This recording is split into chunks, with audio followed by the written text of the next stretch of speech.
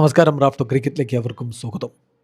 ഇന്ന് RCB വീണ്ടും ഇറങ്ങുകയാണ്. പൊളിച്ചടുക്കിയ പ്രകടനമാണല്ലോ കഴിഞ്ഞ കളിയിൽ മുംബൈ ഇന്ത്യൻസിനെതിരെ പുറത്തെടുത്തത്. ഈ സീസണിലും ഇന്നും പ്രകടനമാണ്. ഒരു കളി തോറ്റു, അത് വൈഭവ് സൂര്യവംശി എല്ലാവർക്കും അവർ അടി കൊടുക്കുന്നുണ്ട്. ആ അടി കിട്ടിയാണ്, അതിനപ്പുറത്തേക്കൊന്നുമില്ല. തിരിച്ചു വന്നില്ലേ, കഴിഞ്ഞ കളിയിൽ പൊളിച്ചടുക്കിയില്ലേ, അതിൻ്റെ ഒരു തുടർച്ച ഇന്ന് LSGക്കെതിരെ ബംഗളൂരുവിൽ ഉണ്ടാകുമെന്ന് തന്നെയാണ് ആരാധകർ പ്രതീക്ഷിക്കുന്നത്. രണ്ട് ടീമിൻ്റെയും ടീം ന്യൂസ് നമ്മളൊന്ന് പരിശോധിക്കുമ്പോൾ കോഹ്ലിയുടെ കാര്യത്തിൽ ആശങ്ക വേണ്ട. അദ്ദേഹത്തിന് കഴിഞ്ഞ കളിയിൽ പരിക്ക് പറ്റിയതുകൊണ്ട് ഫീൽഡ് ചെയ്യുന്നുണ്ടായിരുന്നില്ല. എന്നാൽ ഈസ് ഓക്കെ. ഇന്നലെ അദ്ദേഹം നെറ്റ്സിലുണ്ടായിരുന്നു, അതുപോലെ റണ്ണിങ് ടെസ്റ്റും മറ്റുമൊക്കെ നടത്തിയിട്ടുണ്ടായിരുന്നു.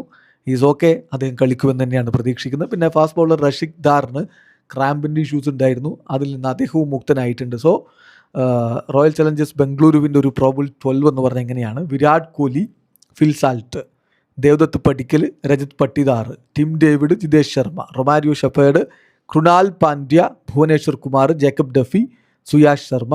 ഒരു പക്ഷേ ഇമ്പാക്റ്റ് സബ് രൂപത്തിൽ റാഷിക് ദാർ വരാനുള്ളൊരു സാധ്യതയുണ്ട്. ഇനി ഇതിൽ ശ്രദ്ധിക്കേണ്ട കാര്യം ജോഷ് ഹേസൽവുഡിൻ്റെ കാര്യമാണ്. അദ്ദേഹത്തിൻ്റെ ട്രെയിനിങ്ങിൻ്റെ കാര്യത്തിൽ ഇന്നലെ അദ്ദേഹം ട്രെയിനിങ് നടത്തിയിട്ടില്ല എന്നുള്ളത് കൊണ്ടാണ് അദ്ദേഹത്തെ നമ്മൾ ഉൾപ്പെടുത്താത്തത്. ഇനി അല്ലാതെ അദ്ദേഹം കളിക്കുമെങ്കിൽ ജേക്കബ് ഡഫിയെ മാറ്റിക്കൊണ്ട് ജോഷ് ഹേസൽവുഡ് കളിച്ചേക്കും. ഏതായാലും മറുഭാഗത്ത് LSGയുടെ ഭാഗത്ത് മോസിൻ ഖാൻ ആകെ ഒറ്റ കളി മാത്രമാണ് ഈ സീസണിൽ കളിച്ചിട്ടുള്ളത്. അദ്ദേഹത്തിന് പരിക്കുന്ന പ്രശ്നങ്ങളുണ്ട്. കളിക്കുമോ എന്നുള്ളത് കണ്ട് ടച്ച് ആൻഡ് ഗോ സിറ്റുവേഷനാണ് അദ്ദേഹത്തിൻ്റെ കാര്യത്തിൽ എന്നാണ് ലഭ്യമാവുന്ന വിവരം. പിന്നെ മായങ്കിൻ്റെ കാര്യത്തിൽ ബൗളിംഗ് വർക്ക് ലോഡ് മാനേജ് ചെയ്യുക എന്നുള്ളതാണ് അവർ ഉദ്ദേശിച്ചിരുന്നത്. ഏതായാലും അദ്ദേഹം മടങ്ങിയെത്താനുള്ള സാധ്യതയുണ്ട്.